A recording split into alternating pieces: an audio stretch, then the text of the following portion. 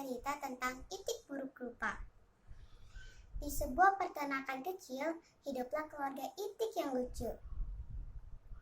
Ibu itik sedang mengerami telur-telurnya yang belum menetas. Tepatnya ada 7 telur. Suatu pagi yang cerah, telur-telur itu mulai menetas. Namun, hanya 6 telur yang menetas. 1 telur masih belum menetas. Ibu itik mencoba menunggu telur tersebut.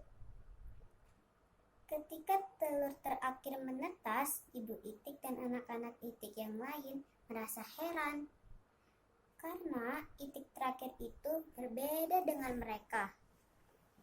Anak-anak itik yang lain mulai mengejek dan menertawakannya. Setelah beberapa waktu, anak itik itu tumbuh besar.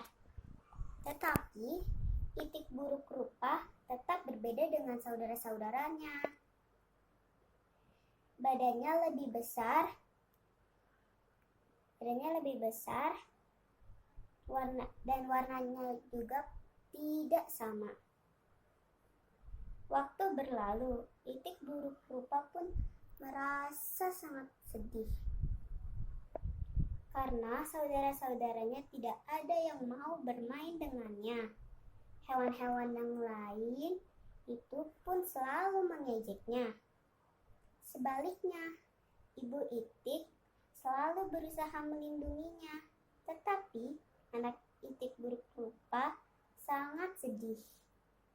Ia pun menangis sepanjang malam, bertanya mengapa tidak ada yang menginginkannya dan mengapa ia berbeda. Suatu hari, ada pemburu yang berburu di dekat tempat tinggal mereka. Ibu itik yang sedang mencari makanan untuk anak-anaknya pun tertangkap. Itik buruk rupa tak tahu apa yang terjadi, sehingga ia terus menunggu ibu itik hingga keesokan harinya. Tapi ibu itik tidak kembali.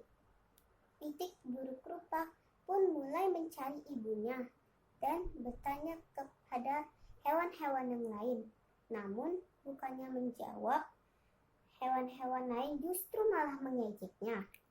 Akhirnya itik buruk rupa pun pergi dari peternakan itu karena merasa sudah tidak ada yang menginginkannya.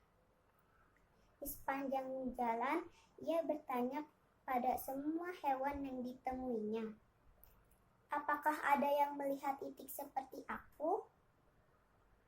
Namun hewan-hewan itu tidak ada yang tahu. Itik buruk rupa itu pun terus berjalan dari satu danau ke danau yang lain. Pada musim dingin, salju pun turun. Itik buruk rupa merasa senang bermain di atas salju. Namun, ia kesulitan mencari makan. Ia pun kelelahan dan kedinginan. Petani yang melihatnya merasa iba. Petani itu pun membawanya pulang dan berjanji akan merawatnya sampai besar. Saat musim semi tiba, itik buruk rupa sudah tumbuh besar. Agar itik dapat bergerak bebas, petani meninggalkan itik buruk rupa di danau yang besar. Saat di danau, itik buruk rupa melihat bayangannya di air. Ia tak percaya kalau bayangan itu adalah dirinya. Ia pun mencoba bergerak-gerak. Dan bayangannya pun mengikuti gerakannya. Itik buruk rupa merasa bahagia karena ia telah berubah. Saat berenang di danau, itik buruk rupa bertemu dengan kawanan angsa. Angsa-angsa tersebut kemudian mengajaknya bergabung. Itik buruk rupa pun berenang dengan sukacita. Dari awal, sebenarnya itik buruk rupa memanglah anak angsa.